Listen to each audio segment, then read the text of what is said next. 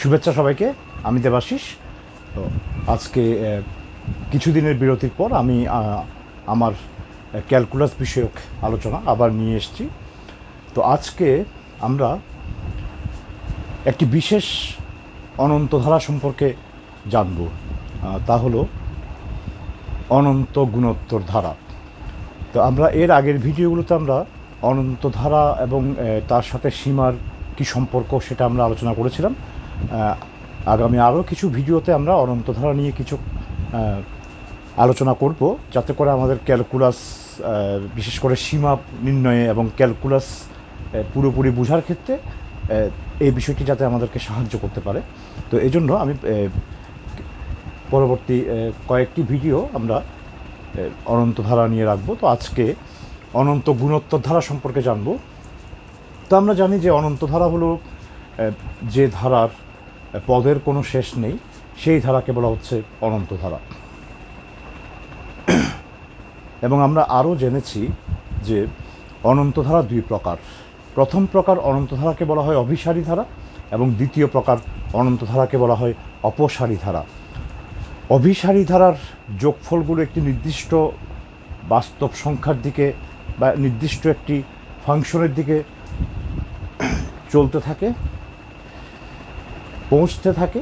আর অপসারী ধারার যোগফল কোনো নির্দিষ্ট বাস্তব সংখ্যা বা নির্দিষ্ট ফাংশন অভিমুখী হয় না, এটি যে কোনো সীমাকে অতিক্রম করে চলে যায়।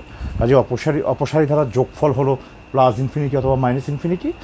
আর পরিবর্তে অভিসারী ধারার যোগফল যে কোনো একটি বাস্তব সংখ্যা অথবা একটি ফাংশন হতে পারে।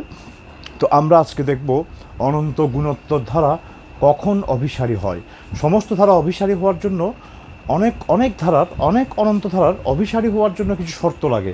আবার অনেক অনন্ত ধারা আছে যাদের কোনো শর্ত লাগে না, যে কোনো শর্ত সাপেক্ষেই যে কোনো ক্ষেত্রে সেই অনন্ত ধারাগুলো অভিসারী হতে পারে। আর কিছু ধারা আছে যাদের অনন্ত ধারার অভিসারী হওয়ার জন্য তাদের প্রয়োজনীয় কিছু শর্ত প্রয়োজন হয়। তো আমরা দেখব যে গুণোত্তর ধারা কখন অভিসারী হয়, অনন্ত গুণোত্তর ধারা কখন অভিসারী হয় এবং কখন অপসারী হয়। তো সবার আগে আমাদেরকে গুণোত্তর ধারা বিষয়টা কি একটু আলোচনা করা দরকার আছে।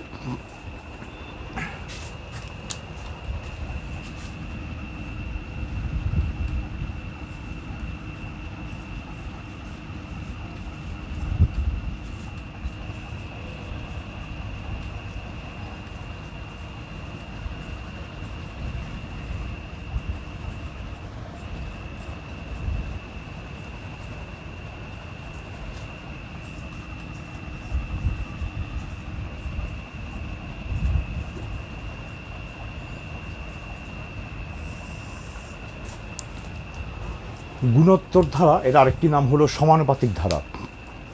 এটি হলো এমন একটি ধারা যার পরপর যে কোনো দুটি পদের অনুপাত সবসময় সমান থাকে, অর্থাৎ পরপর দুটি পদের অনুপাতটা সমান থাকে, এজন্য তাকে সমানুপাতিক ধারা বলা হয়। যেমন আমরা একটা উদাহরণ দিয়ে দেখি, যেমন 1 + 2 + 4 + 8 + 16 +... এই ধারাটির দ্বিতীয় পদ আর প্রথম পদের অনুপাত হলো 2। একইভাবে তৃতীয় পদ আর দ্বিতীয় পদের অনুপাত হলো 2। একইভাবে পরপর যে কোনো দুটি পদের শেষটি আর এর প্রথমটির অনুপাত সবসময় নির্দিষ্ট থাকবে। এখানে 2/1 যত হবে, 4/2ও তত হবে, 8/4ও তত হবে, 16/8ও তত হবে। এর পরবর্তী পদের সাথেও পদগুলোর ক্ষেত্রেও একই বৈশিষ্ট্য দেখা যাবে। কাজেই এই ধারাটিকে বলা হয় সমানুপাতিক ধারা, অথবা এর আরেকটি নাম গুণোত্তর ধারা। তো মনে করা যাক, আমাদেরকে প্রথমে আগে অনন্ত গুণোত্তর ধারা সম্পর্কে আলোচনা করার আগে আমাদেরকে প্রথমে যে কোনো একটি গুণোত্তর ধারার যে কোনো পদ পর্যন্ত সমষ্টির সূত্র নির্ণয় করতে হবে। অর্থাৎ যে কোনো একটি পদ যদি n হয়, n এর মান 5 হলে পঞ্চম পদ, 6 হলে ষষ্ঠ পদ ইত্যাদি। যে কোনো একটি পদ যদি nতম পদ হয়, তাহলে সেই nতম পদ পর্যন্ত সমষ্টির একটি সূত্র আমাদেরকে আগে তৈরি করতে হবে। তো মনে করি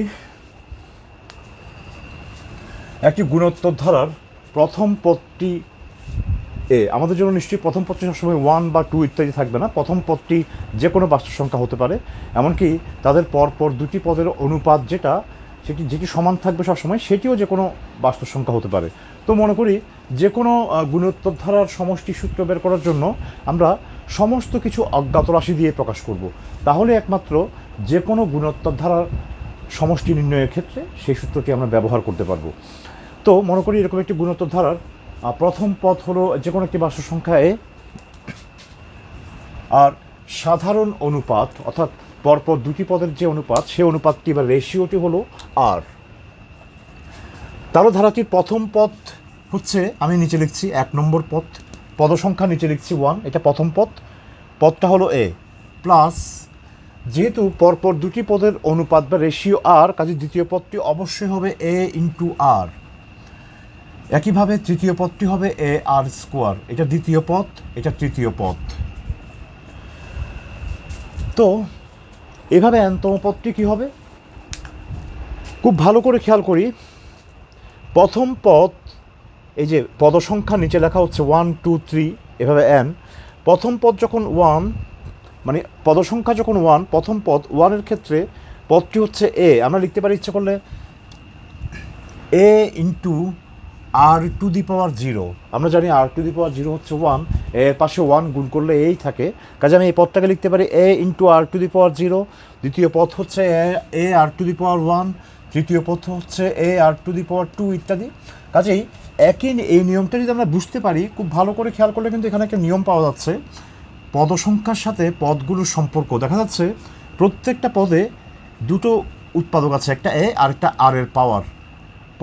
প্রত্যেকটা পদের প্রথম উৎপাদকটি এ, কাজে এখানেও প্রথম উৎপাদকটি এ, আর পরের উৎপাদকটি সামথিং আর এর পাওয়ার ইন্টু আর টু দি পাওয়ার কত হবে, যখন আর এর মান 3, যখন এন এর মান 3 তখন আর এর উপর পাওয়ার হচ্ছে 2, যখন এন এর মান 2 তখন হচ্ছে 1, যখন এন এর মান 1 তখন পাওয়ার হচ্ছে 0, অর্থাৎ পদসংখ্যা যত পাওয়ার তার থেকে 1 কম। সো পদসংখ্যা যখন এন তখন আর এর পাওয়ার হবে n-1, পদসংখ্যা থেকে 1 কম। কাজেই গুণোত্তর ধারার যে কোনো একটি পদ, যে কোনো একটা পদ সেটি যদি nতম পদ হয়, তাহলে সেই পদটি হবে a r to the power n-1। তো এটি হলো একটি যে কোনো সাধারণ গুণোত্তর ধারা।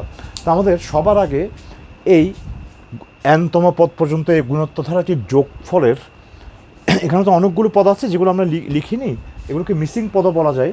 তো কিভাবে এই nতম পদ পর্যন্ত যোগফলের একটা সূত্র, অর্থাৎ যে সূত্রের মধ্যে অজ্ঞাত রাশি এ আর এন এরা থাকবে, এবং সেই মানগুলো, উপযুক্ত মানগুলো বসালে সেই সূত্র থেকে আমরা ওই nতম পদ পর্যন্ত সমষ্টি, n এর মান 3 হলে ওই সূত্রে n এর মান 3 বসালে তৃতীয় পদ পর্যন্ত সমষ্টি পেয়ে যাব, n এর মান 10 হলে দশম পদ পর্যন্ত সমষ্টি পেয়ে যাব। তো আমাদের সেই সমষ্টি সূত্রটি আগে তৈরি করতে হবে। তো দেখা যাক কীভাবে করা যায়।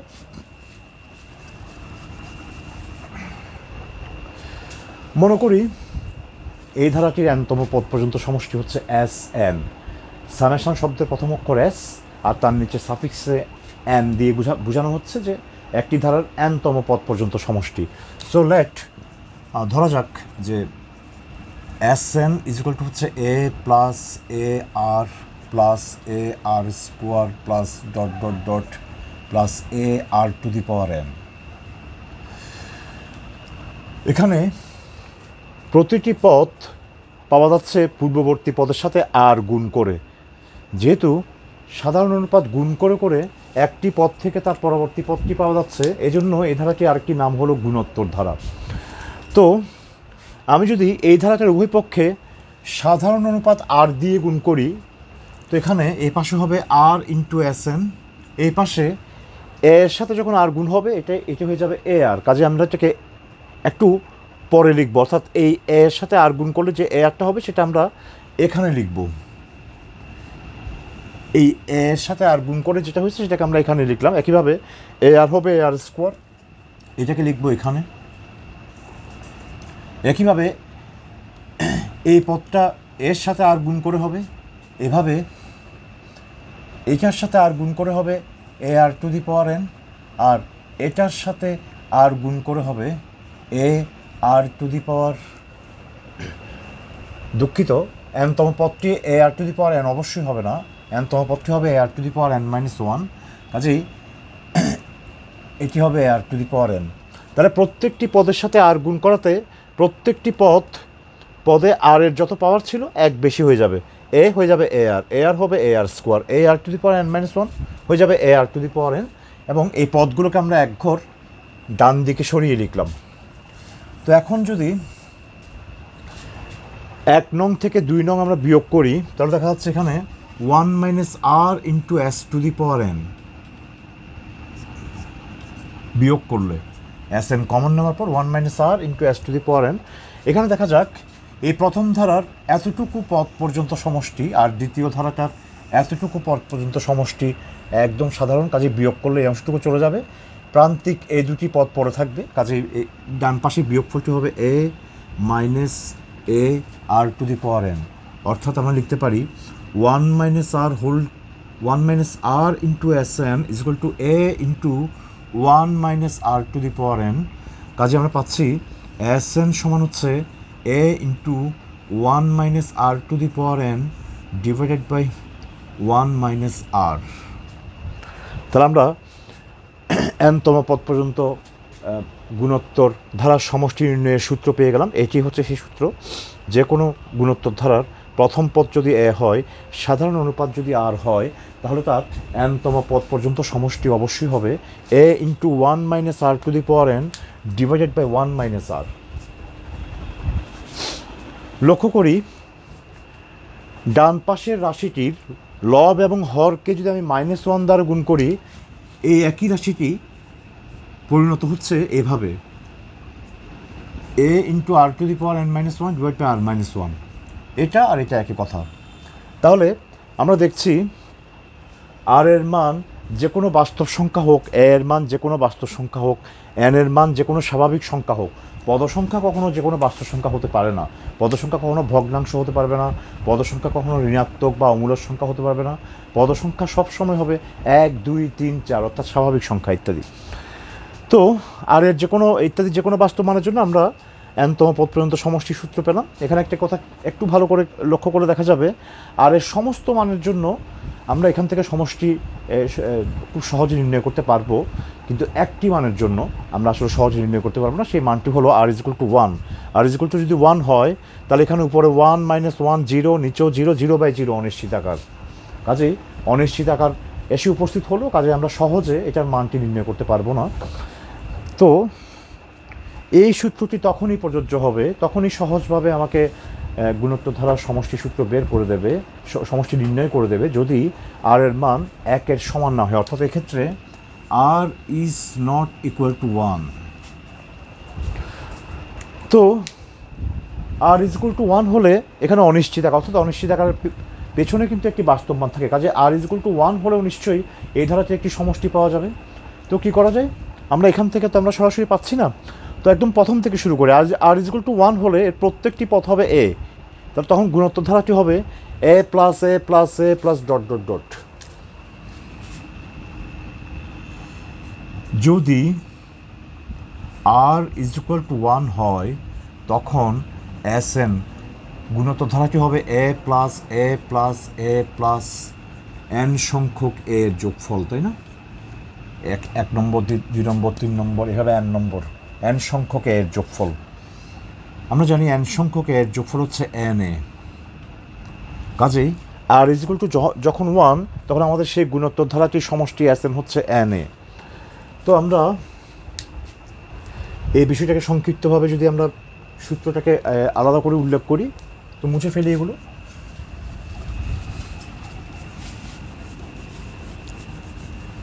তো আমরা দেখলাম যে গুণোত্তর ধারা সমষ্টির সূত্র এস এন হচ্ছে a into r to the power n minus 1 divided by r minus 1 or a into 1 minus r to the power n divided by 1 minus r. আমরা যে কোনো একটা সূত্র ব্যবহার করতে পারি যখন r is not equal to 1, আর S n is equal to n a হবে যখন আর ইজ ইকুয়াল টু 1, অর্থাৎ সাধারণ অনুপাতটা 1 হলে সেই গুণোত্তর ধারার সমষ্টি এনতম পদ পর্যন্ত সমষ্টি হবে এন ইন্টু এ, আর যদি 1-এর সমান না হয় তখন সেই গুণোত্তর ধারাটির সমষ্টি হবে হয় a into r to the power n minus one divide by r minus one, অথবা হবে a into one minus r to the power n divided by one minus r. এই বিষয়ে একটা কথা উল্লেখ না করে আমি পারছি না যে আমাদের বাংলাদেশের যে 9 এবং 10-এর যে সাধারণ গণিত, সেই সাধারণ গণিত বইয়ে অবশ্যই সমান্তর গুণোত্তর যে একটি অধ্যায় আছে, সেই অধ্যায়ে গুণোত্তর ধারার এনতম পদের সমষ্টি সূত্র এভাবে লেখা হয়েছে। সেখানে লেখা হয়েছে যে এস এন সমান হবে a into r to the power n minus one divided by r minus one যখন r greater than one, is equal to হবে a into one minus r to the power n divided by one minus r যখন r less than one. লক্ষ্য করি এই পদটিকে কিন্তু লব এবং হরকে minus one দিয়ে গুণ করলে আমরা এই রাশিটি পাচ্ছি, অথবা এইটিকে যদি আমরা লব এবং হরকে মাইনাস ওয়ান দিয়ে গুণ করি তাহলে এই রাশিটি পাচ্ছি। কাজে আর এর মান একের থেকে বড় বা ছোট যাই হোক, এই সূত্রটি প্রয়োগ করলেও আমি যে সিদ্ধান্তে যে রেজাল্টে পৌঁছবো, একই জায়গায় এই সূত্রটি প্রয়োগ করলেও আমি একই সেই ফলাফলে পৌঁছবো। কাজেই আমি জানি না 9-10-এর বইয়ে কেন এই বিষয়টি এইভাবে লেখা আছে যে আর গ্রেটার দেন ওয়ান হলে এটা ইউজ করতে হবে, আর আর লেস দেন ওয়ান হলে এটা ইউজ করতে হবে। আমরা যে কোনো একটি আর এর মান একের থেকে বড় বা ছোট যাই হোক, আমরা যে কোনো একটি সূত্র আমরা গুণোত্তর ধারার সমষ্টি নিয়ে বের করতে পারবো। শুধু আর ইজ ইকুয়াল টু ওয়ান হলে তখন আমরা অনিশ্চিত আকারের সম্মুখীন হব। তো একটা উদাহরণ দিয়ে এই বিষয়টা একটু দেখি। দেখা যাক, আমি একটি গুণোত্তর ধারা নিই।